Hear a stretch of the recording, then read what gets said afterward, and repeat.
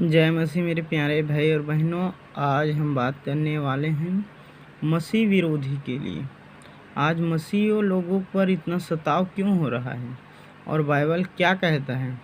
Bible का वचन आप निर्गमन 1 के 7 से पढ़ेंगे तो आपको पता चलेगा कि मसीह सताव क्यों हो रहा है। मैं आपको पढ़कर सुनाता हूँ।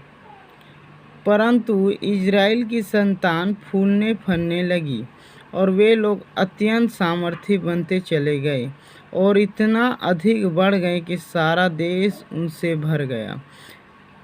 क्या कह रहा है, आप समझ रहे हैं?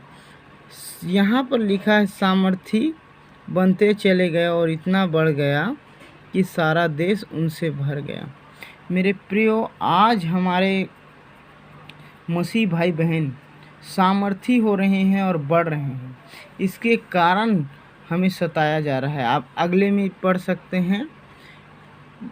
मिस्र में एक नया राजा गद्दी पर बैठा जो यूसुफ को नहीं जानता था। उसने अपनी प्रजा से कहा, देखो इजरायली हमसे गिनती और सामर्थ्य में अधिक बढ़ गए हैं, इसलिए आओ हम उनके साथ बुद्धिमानी से बर्ताव करें। कहीं ऐसा ना हो जब वे बहुत बढ़ जाए और यदि संग्राम का समय आ पड़े तो हमारे बैरियों से मिलकर हमसे लड़े और हम इस देश से निकाले जाए।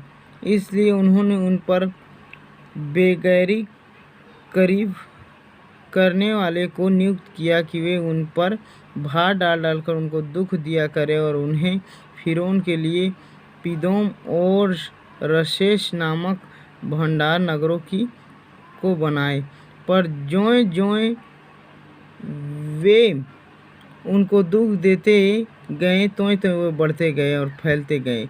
इसलिए वह इजरायलियों से अत्यंत डर गया। तो भी मिस्रियों ने इजरायलियों से कठोरता के साथ सेवा कराई और उसके जीवन को गहरे ईंट और खेती के भांति के काम की कठिन सेवा से दुखी कर डाला। जिस किसी में वे उनसे सेवा कराते थे उसमें वे कठोरता का व्यवहार करते थे।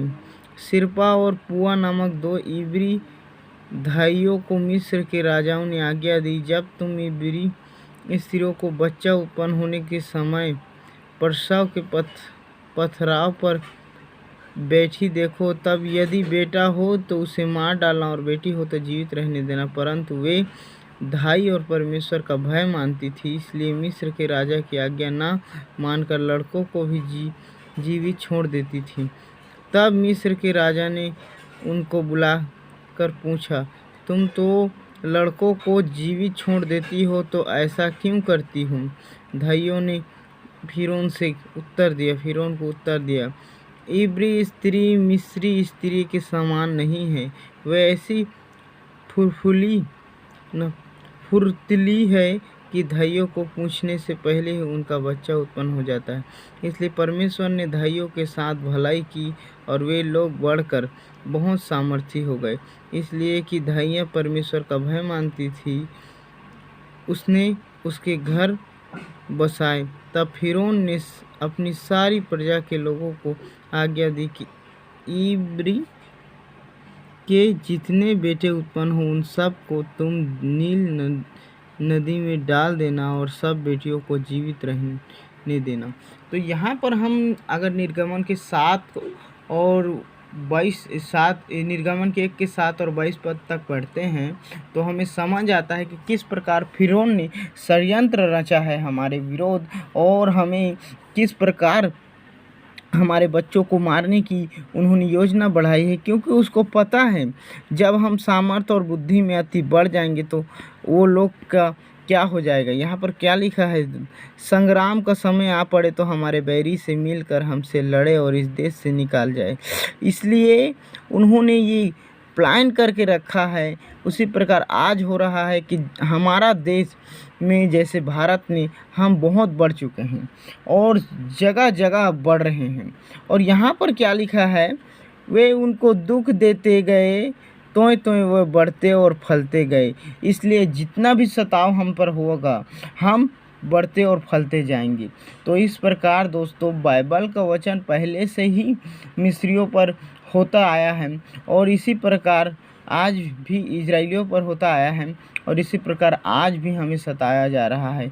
और ये सब मिस्री लोग हमें सता रहे हैं दोस्तों, पर एक दिन आने वाला है जब प्रभु इन सब का पलटा लेने वाला है। और इसी के साथ आज के सताव के लिए हमें आपको जागृत होना है। आज सताव इसलिए हो रहा है मेरे प्रियो कि ताकि हम सुसमाचार को प्रचार करने में हमें दिक्कत आ रहा है। अब टीवी मीडिया वाले हमारा सुसमाचार प्रचार कर रहे हैं कि मसीह लोग ऐसे हैं, मसीह लोग ऐसे हैं, हमारा व्यवहार के बारे में बता रहे हैं। तो हम आपको बताना चाहते हैं परमेश्वर की इस योजना को, परमेश्वर ने हमारे लिए इस योजना को रखा है दोस्तों। और सब बातों में प्रभु को महिमा, आदर और सम्मान दो। इसी तरीके के नए वीडियो के लिए हमारे चैनल को सब्सक्राइब कीजिए और लाइक करना ना भूलिए और अपने दोस्तों के यहाँ भी साझा कीजिए और सपोर्ट कीजिए मेरे इस नए चैनल को, एस्तर नारंगी चैनल को। और प्रभु से प्रार्थना कीजिए कि मैं आपको अच्छी वीडियो ला कर दे सकूं। जय मसीह की।